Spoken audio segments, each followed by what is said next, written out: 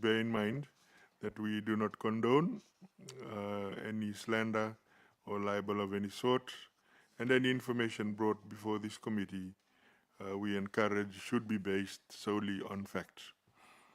In terms of the protocol of this committee meeting, please minimize the use of mobile phones, and I urge all of us, including the committee members as well, to have our phones on silent whilst the meeting is in progress. I wish also to remind honourable members and our guests that all questions are to be directed through the chair. I would also like to take this time to introduce the members of the Public Accounts Committee. To my immediate right is Honourable Bodher, who is also the Deputy Chair of the Public Accounts Committee, Honourable Alvik Maharaj and Honourable Hem Chand. We have two members that are not with us today, Honourable Sachidanand and Honourable Naisa Tuinadeva, who are on duty travel and will be joining us over the course of the next couple of days. So with that in mind, to the honourable, to the committee and also the guests present today, today's hearing is be about the Lami Town Council, and we'll be hearing from the Chief Executive Officer of the Lami Town Council and his team in relation to audit reports on municipal councils, PP number 183 of 2024, and particularly the audit of the accounts of the Lami Town Council from the years 2016 to 2018.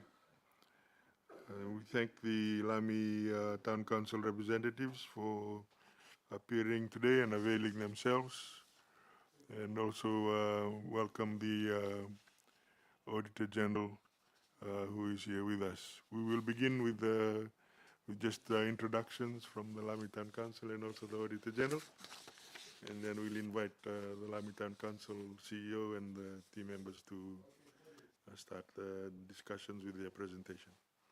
So with those few words, I'll invite the Lami Town Council team for introductions. Vinak. Thank you, Honourable Chair, Sir, and Honourable members. Good morning. Thank you for the privilege to speak this morning.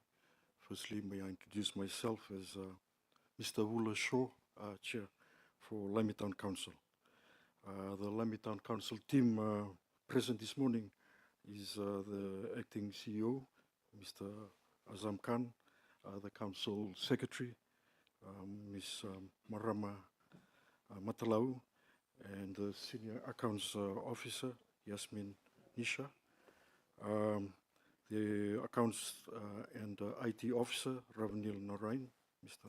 Ravanil Narain, and our Senior Health Inspector, Ms. Selema Maitonga. Just a background of Lami Town Council. It was formally incorporated as a town in 1977 and is categorized by the Ministry of Local Government as a small town. In terms of numbers, it has 1,226 ratepayers. The township boundary area is around 680 square kilometers.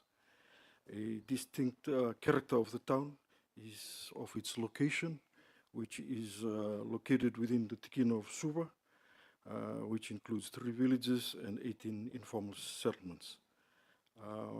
Its potential, Lami Town Council has the potential to develop its foreshore area to bring further economic growth and development, similar to the R.B. Patel Harbour Point complex that we have at Suvabo.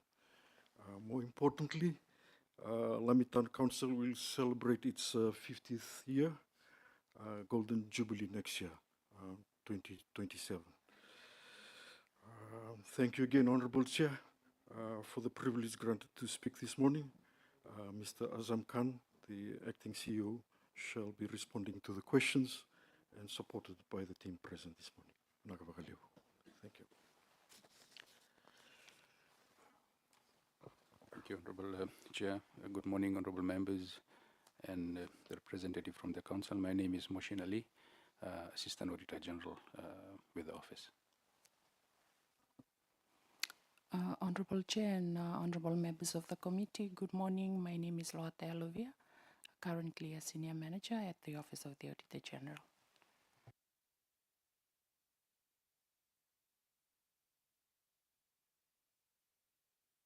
Thank you very much for the introductions, and without further ado, I'll invite Mr. Khan to take us forward.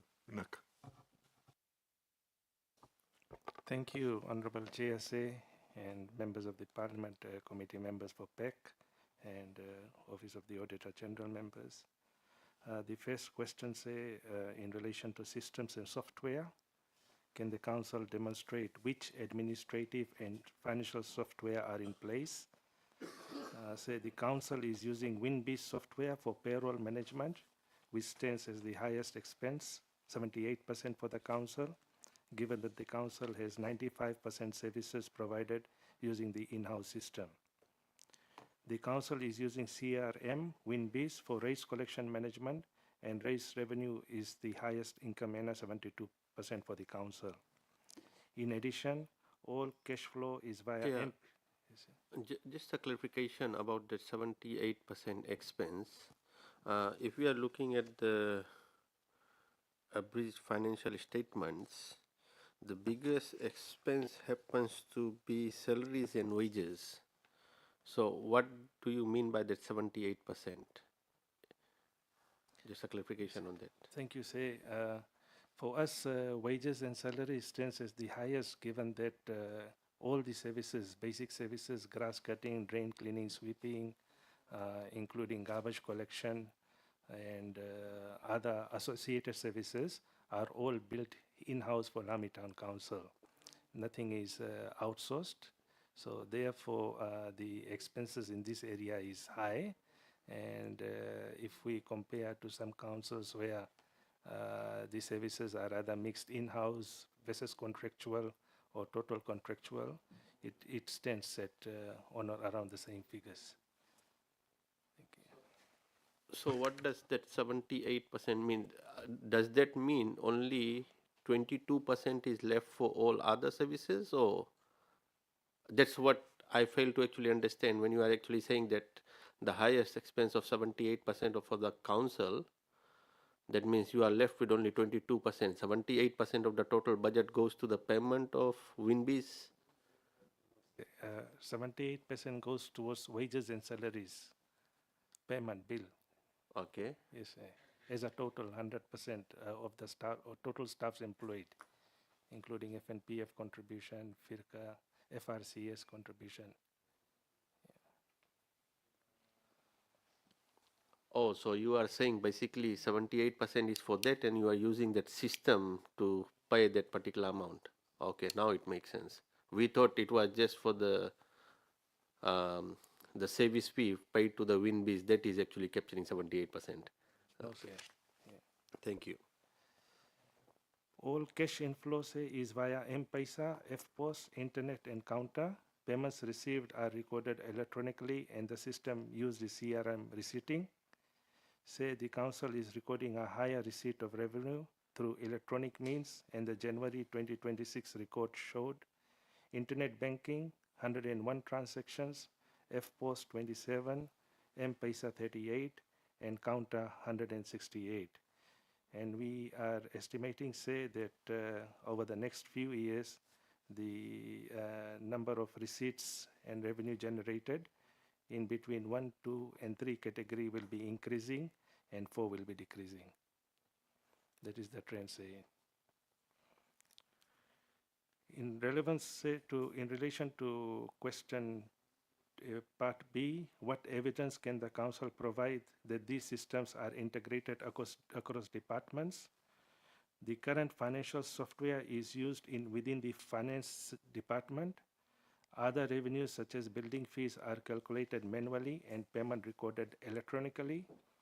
The council has decided to further strengthen digital platform as follows: work with existing software provider, SoftLogic, and have on board an integrated software before the end of this financial year for the short term, and work with the Ministry for Local Government on the integrated national municipal digital platform. And we have attached communications in regards to these upgrade areas. How does management ensure controls are in place to prevent unauthorized access to data? The system has administration access to delegated staffs, and this is limited to staffs operating the system only. Can the council show records of system updates and identify who is responsible for maintenance? Copy of records of systems upgrade is attached. The maintenance of the system is by council IT officer and the system provider SoftLogic. What proof documentation exists to confirm staff training on these systems? Say initial training was provided and yearly reviews of the system including maintenance is carried out by SoftLogic with the finance team. Chair, just a comment. Now we are seeing that Lami Town Council happens to be another council that is working on developing a software to be used, while Department of Local Government before Public Accounts Committee has confirmed that they are going to actually get an integrated system. Now the issue lies, I think we need to call on local government to come and explain to PEC why their system is taking so long that municipal council, they have to spend considerable amount of money to get a system in place which will eventually be replaced. This is not making sense for us because councils definitely they need a proper software, but the delay that is coming from local government is forcing municipal councils to develop their own system. And there is a confirmation that there will be a uniform system that will be in place, so this will be overwritten. So if it was one council, it would have been acceptable, but now we are actually finding several councils that are actually working on their system, development of their own system, which won't be talking to other municipal councils. So maybe Ministry of Local Government needs to come before PEC and do some explanation on this now. Thank you. Thank you, Honorable Maharaj. Quite agree. We'll take that. We'll note that, and I mean, there's obviously a few questions to circle back to the Ministry of Local Government on after the presentations from all the councils. Thank you. Carry on. Thank you, TSA. Staff loan advances. A policy to advance staff loan has been removed by Council from 2020. The next one say receipting and revenue collection question. Can the council demonstrate the receipting system used for revenue collection? The council is using the WinBase CRM receipting system to manage, record, and report all revenue transactions. Using WinBase CRM, the council can demonstrate end-to-end receipt processing, that is cash or checks, including FPOS, M-Pesa, internet banking, payment methods, automated receipts, numbering are generated. Audit trail functionality is also present. Revenue and collection reporting, daily cashier summaries, and best closures are functions that are performed daily. What evidence exists that segregation of duties is applied in receipting process? Chair, through you, can we go back to the staff loan advances?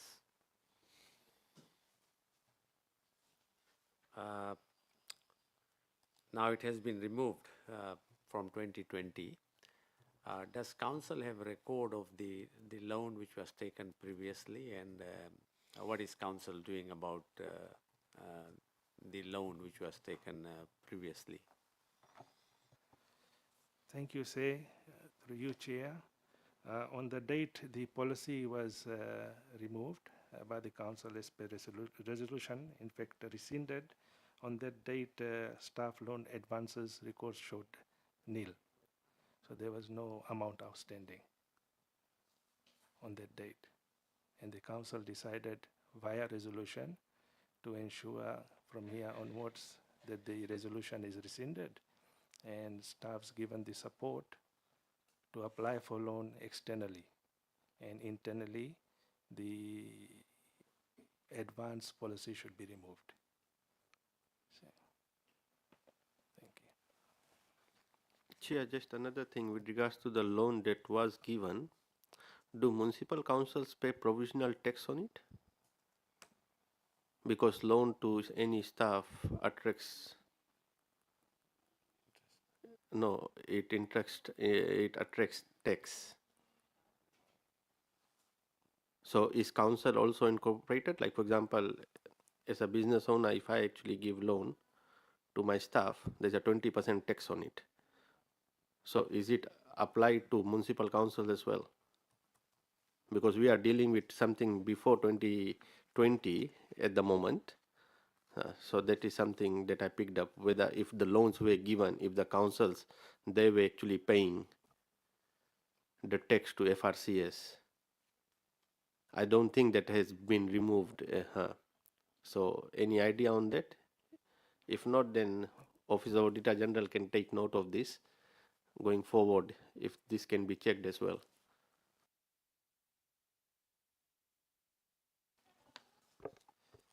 Thank you, CSA and members. Says, what evidence exists the segregation of duties is applied in receipting process? Segregation of duties in receipting is enforced through clearly defined roles and documented procedures. Different officers are responsible for receipting, reconciliation, banking, and supervisory review to ensure no single individual controls the entire transaction process. The Council applies segregation of duties with WinBee CRM and operational procedure as follows. Cashier or revenue clerk collect and issue receipts. Senior finance officer review daily collections and approve batch disclosures and perform reconciliations. System administrator manages user access rights separate from transaction processing and system user access metrics. How does the Council detect and prevent fraud? What records support this?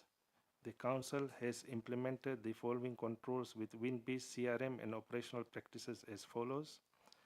Council detects and prevents fraud by using preventive controls such as daily reconciliation of collections, review of receipts, prevent control by automated receipt sequencing, no manual collections, review of receipts, prevent by automated receipt sequencing, no manual overrides are permitted, role-based access restrictions, support records daily banking sheets, void and authorized journal forms are also F's policies in place. And say Appendix 4 is attached therein to show an example of daily banking and receipt book summary, how the Council manages this. Can the Council show reconciliations between receipts, bank deposits, and accounting records? The Council performs regular reconciliations to ensure completeness and accuracy of revenue recorded. Daily and monthly reconciliations are conducted between receipting systems reports, physical cash collections, bank deposit slips, and entries in the general ledger. These reconciliations are prepared by designated finance officers and independently reviewed and approved by supervisor. Supporting evidence includes daily banking sheet, bank deposit slips, bank statements, bank reconciliation statements, general ledger reports, and signed reconciliation summaries. And say copies are attached as Appendix 4. What documentation confirms the reliability of electronic receipting system? Council's electronic receipting system is supported through documented controls within the licensed CRM WinBee software provided by SoftLogic Pacific Proprietary Limited. The system includes automated sequential receipt numbering, real-time posting to the general ledger, restricted role-based user access, and complete audit trails for all transactions. Supporting documentation includes Valley Software License Agreement and Service Level Agreement SLA with SoftLogic, System User Access Control Reports and Authorization Matrices, and IT policies and procedures implemented by the Council for in-house is also in place. and for daily backup logs too. And Appendix 5C is attached herein to show documentary evidence. Chair say and members say, management and governance.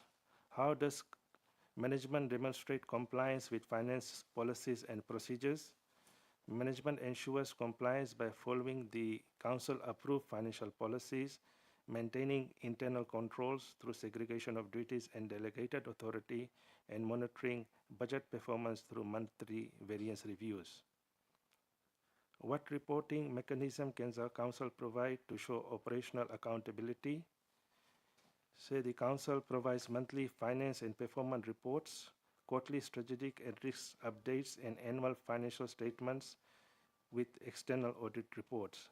These reports are reviewed by relevant council committee to ensure oversight and accountability. A copy of Finance Standing Committee meeting is attached here in Appendix 6. Can the council present evidence of risk identification and mitigation strategies? Management maintains a risk register identifying strategic, financial, and operational risks. Each risk has assigned mitigation measures and responsible officers with oversight provided by the Finance Standing Committee. Copy of a summary of risk register is attached as Appendix 7. What accountability measures exist for senior management decisions? How are these documented? The senior management decisions are guided by the Finance and Human Resource Policy Guideline prepared by the Ministry for Local Government, documented delegation of authority, formal council resolutions, recorded meeting minutes, and performance agreements with measurable KPIs. How does council ensure transparency in procurement and expenditure, and what records support this? Transparency is ensured through procurement processes and proper record keeping, that is contracts, invoices, payment records. Procurement and expenditure reports are submitted to council and are subject to audit review. Copy of requisition form and payment voucher is attached here in as Appendix 8. Thank you, sir.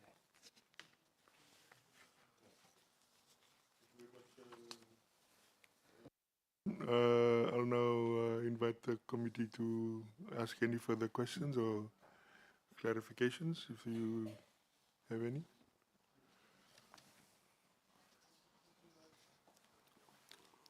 Chair, my question to CEO would be, I believe Lami Town Council also looks after Navwa Town Council. What would be the percentage of budget that is utilized by Lami Town Council to manage Navwa Town at this point in time, in terms of resources, application that comes in? I think everything is approved by Lami Town Council. So what is the budget that we are looking at? Thank you, Chair. Say in relation to the operations in the delegated area by Lami Town Council, that is Navwa delegated area, currently we would be incurring per month an estimated $15,000 in the area of overhead expenditure, such as given the size of Navwa and given that it is not a municipality at the moment, the payroll finances are all maintained at Lami and supervised and prepared from here. So there is an overhead in that area, and also report keeping and making. And in the general operations, we would be spending also committing funds, and altogether this would be standing on or around 15,000 per month. Thank you, sir. And is any amount of that 15,000 subsidized by the government, or is it totally borne by the revenue that is collected by Lami Town Council? Thank you. Government is heavily subsidizing the delegated area at this moment, and we are appreciative of the fact that the subsidy has been increased in the last budget, and we are working closely with the ministry to have Navua declared as a town, and once Navua is declared as a town, it will be regarded as a separate entity, and certain fees and charges will be able to be levied, which will reduce the subsidy and the overhead. Thank you. Just a correction, Chair. My earlier statement is not provisional tax. It should be fringe benefit tax. That's the tax that actually is attracted when the loan is given to any staff. Thank you. Chair, through you, my question is on the strategic plan. Does council have a strategic plan? And what are council's development plan through which the ratepayers will benefit? Thank you, GSA. Honorable MP say, we have brought in a copy of our annual corporate plan, which we'll be leaving behind here. And this here is the review of the strategic development plan. And the council is working closely with the Ministry of National Planning to assist the development of the strategic development plan for the next 5 years. The current year we have decided to have a transitional process, and in it the strategies all are recorded and reflected upon. As far as the development of Lami Town goes, the council is appreciative of the investment by the government in the area of construction of bridge. We have Tamavua Iwai Bridge coming, and Tikaram Bridge construction will play a pivotal role in reshaping Lami Town. It will allow access to the foreshore, and with the foreshore extension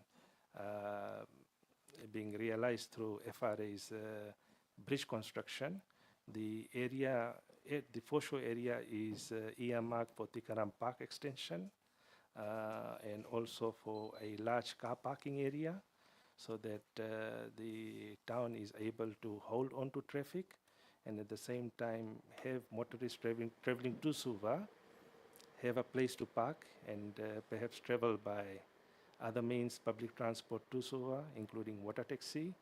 And also the area is earmarked to have a farmer's market, a mini commercial center, and in addition to that, a proper public transport area. A concept design has been prepared, and it has been discussed and approved by the council, and further discussions will be carried out with the Fiji Rose Authority, and we are very appreciative of the investment by Fiji Rose Authority in this area with the council. That is one of the major developments proposed for Lami Town.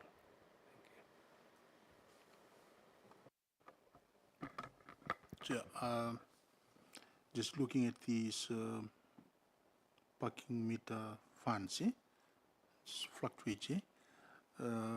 This 2018 it was 8,292. 2019 came down to 2,664. 2020 936.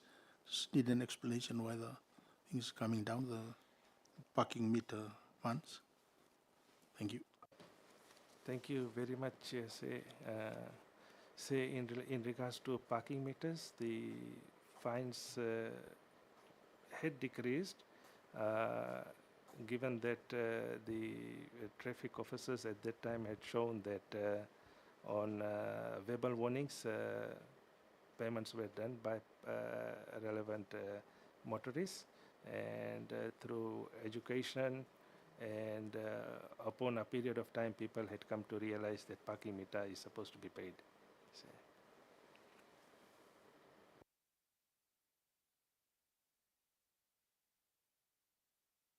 Chair, through you, I have a question on staffing. What is the actual staffing at the moment, and what is the required number of staff? And I'm also interested in the staff turnover, because hearing from the other councils, the staff turnover is quite high. So if there is high staff turnover, what are the strategies in place as far as staff retention is concerned? Thank you, GSA. Honorable MP say the total number of staffs currently under the employment registry of Lami Town Council, including Navua, stands at 78. That is including general workers. And within the officers of the council at Lami, the total number stands at 18. We have constantly reviewed staff retention policies to ensure that we are able to hold on to our staffs. And over the last 3 years, in and amongst the officers of the council, we have had 2 staffs only leaving the council, and this is on the reason of migration. We are also trying our best within the system to promote capacity building. One area where we have allowed the staffs in-house to build capacity has been financial management. And we have had our team working closely with accountants and the Auditor General Office to learn the requirements of financial reporting. And now we have on board a solid team for the size of Lami to manage financial management. And from the council staffs in-house have assured that they will be able to produce financial statements from 2024, 2025 internally. Currently, we are at 2023, 2024. So, thank you.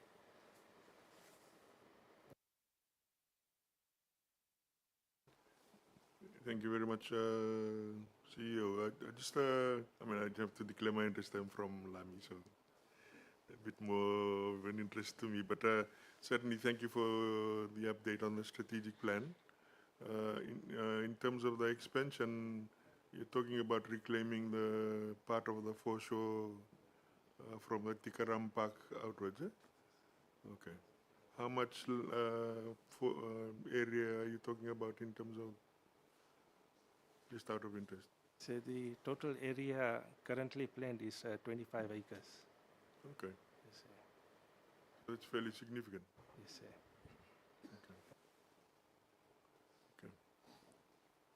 So that will allow for expansion of the town, eh? Okay. Okay. In terms of, it's quite, certainly from a ratepayer perspective, been quite, the consistency of service in Lami is quite apparent, eh? And so then I suspect it's driven because you're controlling things all in-house, eh? You don't outsource any. Okay. Okay. And in terms of evaluation, because of the size of Lami, you think there's no real justification to outsource the service? Yeah.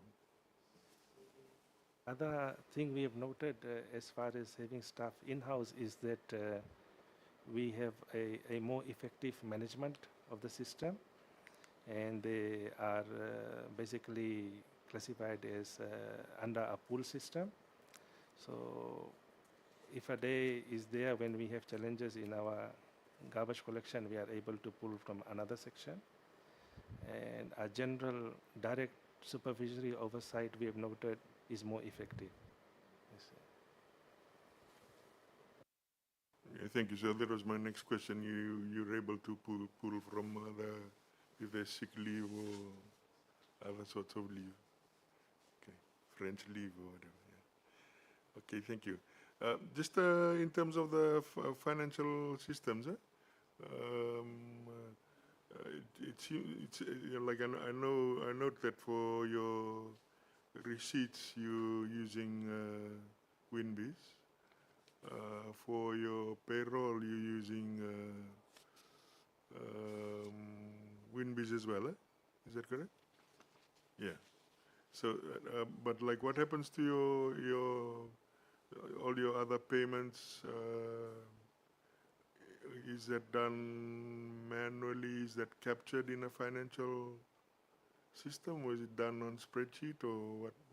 What's the current or is it punched in WinBees as well? So we are using spreadsheets, and in addition to that, we have electronic generated payment vouchers, which are linked directly to automated Checks. generation of expenditures Okay. in within. And the system say we have worked with soft logic for the short term.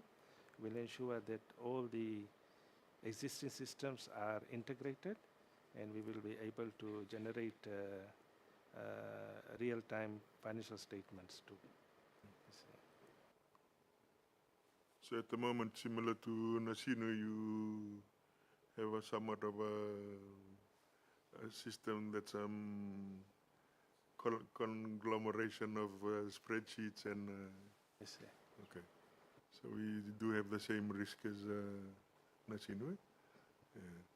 Yeah. So I guess that circles back to I think where Honorable Maharaj was headed, which was I think collectively, certainly the Public Accounts Committee will be keen to understand the progress on the common financial platform for all the town councils, because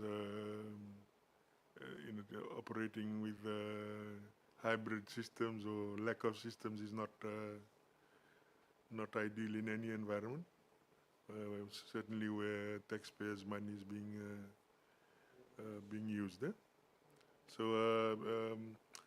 in terms of one of the things that certainly the Public Accounts Committee has been trying to do is to try and help be solutions oriented in terms of what we sort of recommend. And right now we see two aspects to our proactive stance, I guess, if you like, for want of a better word. One is the catch-up of the financials. We heard from one council that it's really the money that's left over after you've spent everything that gets used for the outsourcing. And so my first question is that the same situation in Lami? Or is there, so in other words, is there probably a need for a bit more resource allocated in terms of budgetary allocation to cover the catch-up period in terms of the outsourcing of financials to catch up? Yeah. Thank you, Chair. In regards to financial reporting, we are currently standing at financial year 2022-2023, and we are hopeful that by the end of this financial year, we will be able to bring it to par. 2 years are left. And one area that we noted internally that there was a challenge was the in-house capacity. And now we are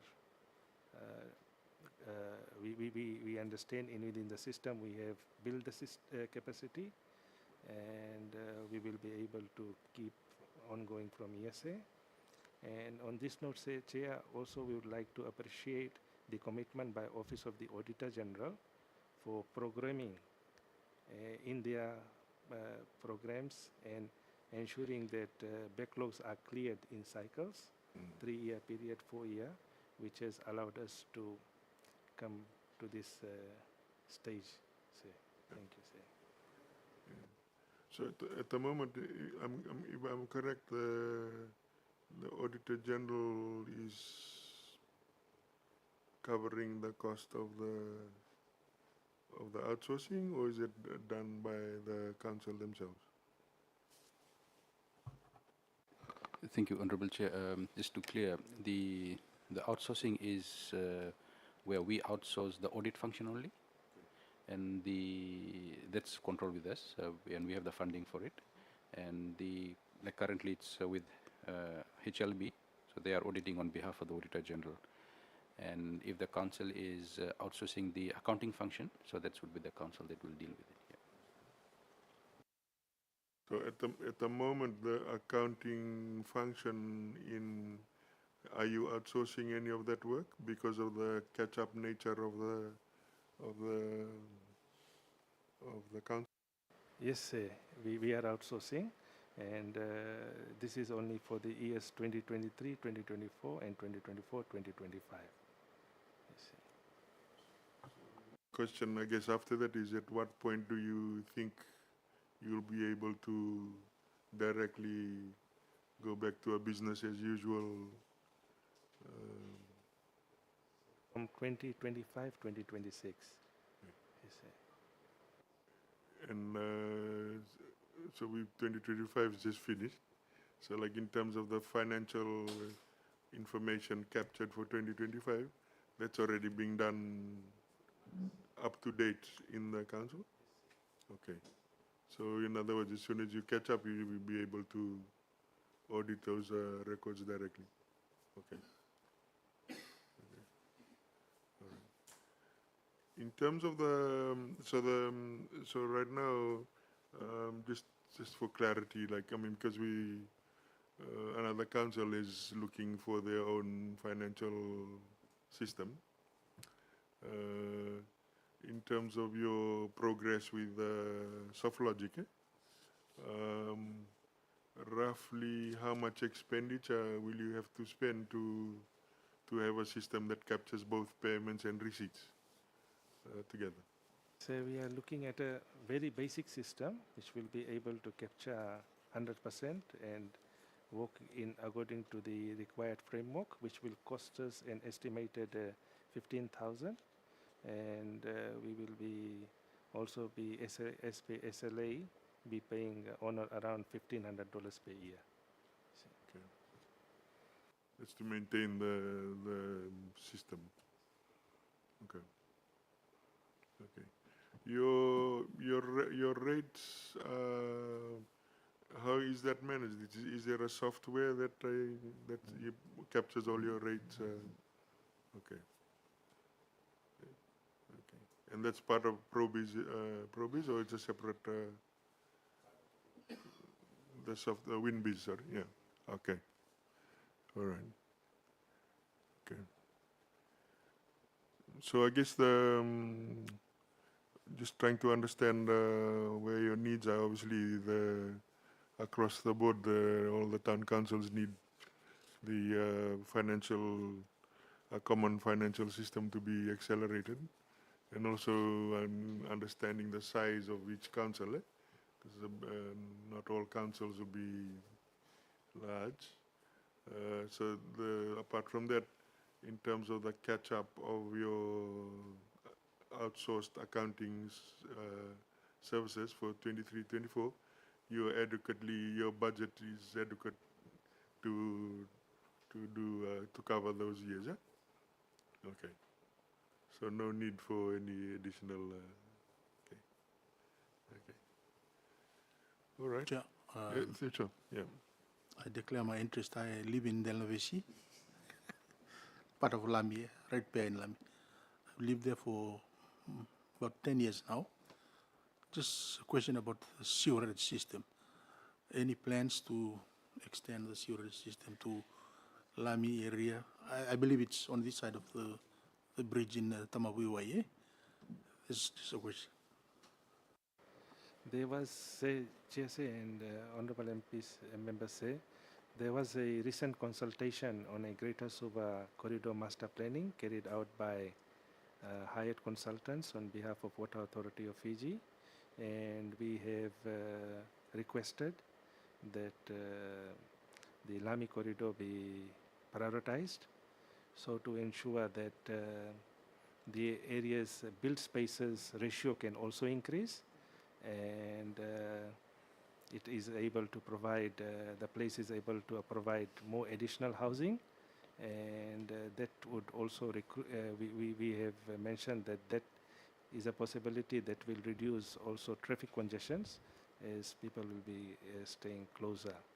And also we have requested to Fiji Roads Authority, as far as the GSR planning goes, to consider the construction of a bypass road supposed to be linking from Tamavua to the Lanavesi.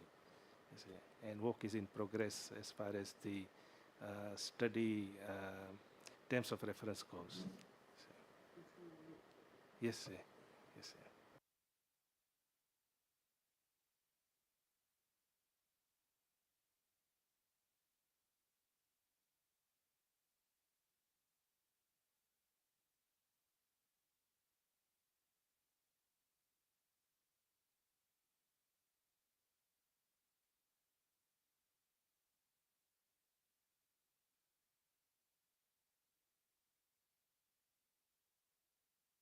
Other things that's noticeable with the reports is all the opinions are virtually disclaimers, which obviously suggests that for a long time the underlying internal controls for the various councils have been non-existent or partially existent, because it's showing up in the financials. So I guess the first question is, in terms of your current internal control environment.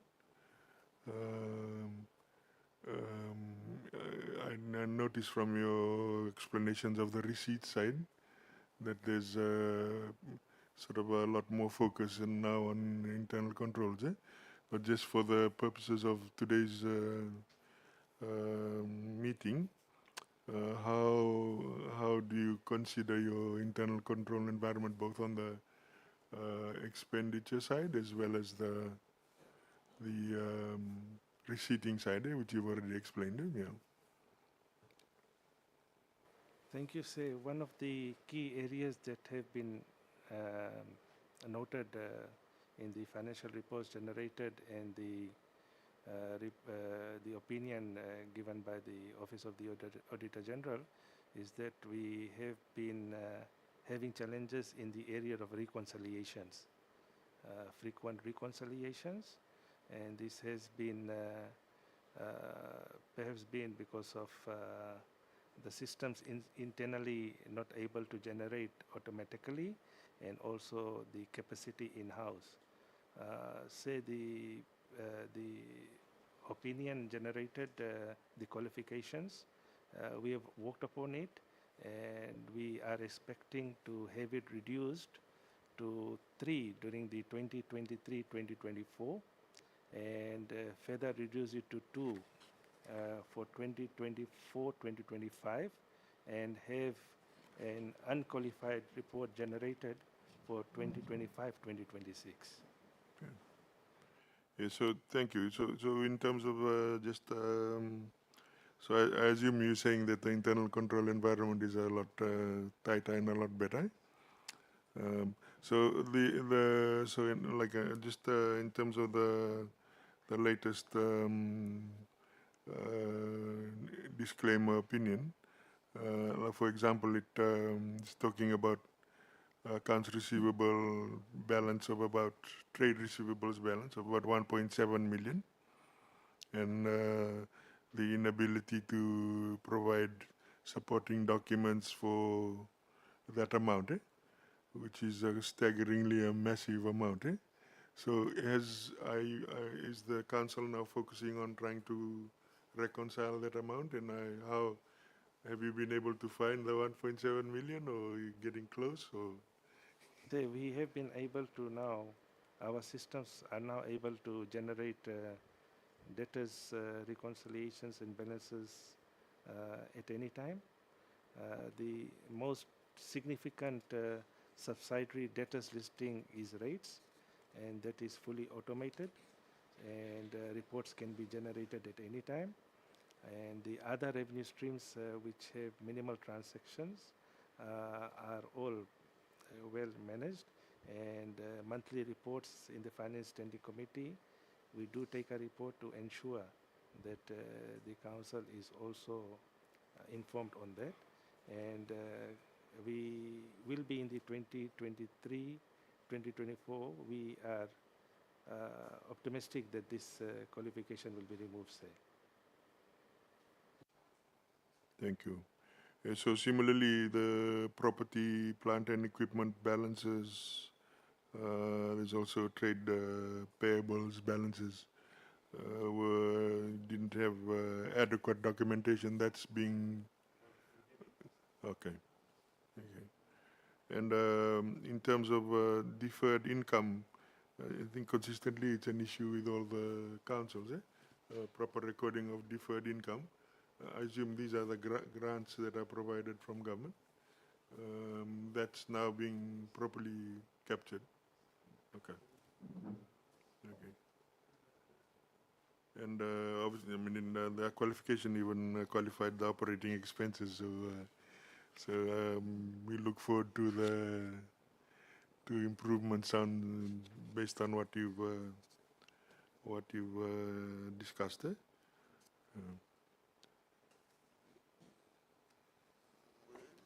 Honorable members, any other questions? Or in terms of just you know, you know, the one of the things that we've always been keen to understand, which is partly alluded to by Honorable Hemchand, is, you know, the you know, investment in capacity building and training, that kind of process.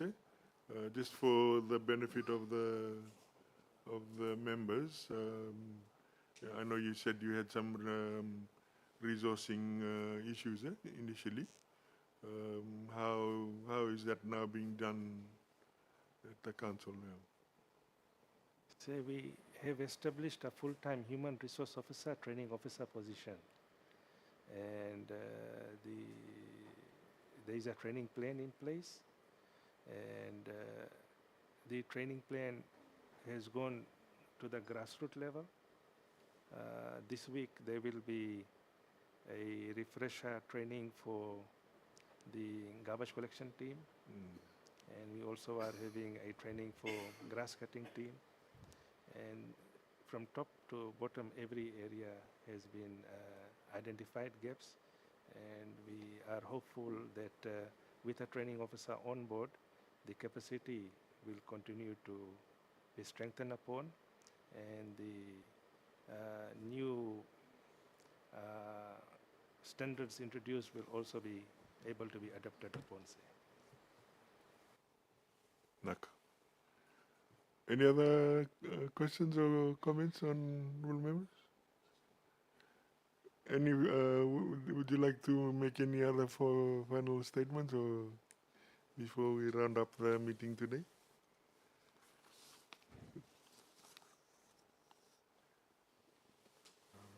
Honorable Chair, honorable members, on behalf of Lami Town Council and the team that we have this morning, we again thank you for the privilege to be invited to PEC, and also thank the team from the Auditor General.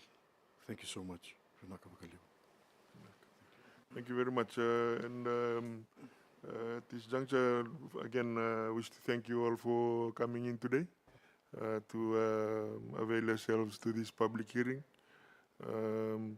I also would like to just congratulate you on your rates collection drive. I got a threatening note to say that I had to pay my rates, and I think that's something that should be encouraged across all the councils.